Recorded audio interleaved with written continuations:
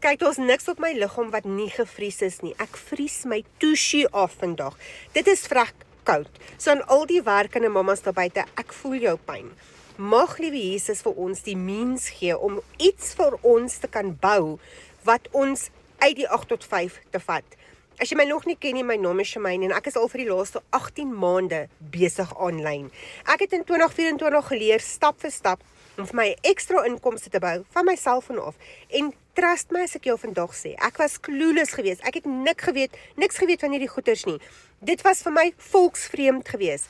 Vandag is dit my absolute eer om aan ander werkende mammas die opsies te wys, om te sê, hey, daar is 'n way vir ons om ook te kry wat ons wil hê. My droom is om by die huis te wees. Ek wil 'n tuisblou mamma wees, maar ek wil nie worry wat in my bankrekening aangaan nie. So mamma, as jy vandag vries en jy wil net leer hoe jy vir jou iets kan bou wat joune is, sê vir my yes in die comments en dan stuur ek vir jou die detail.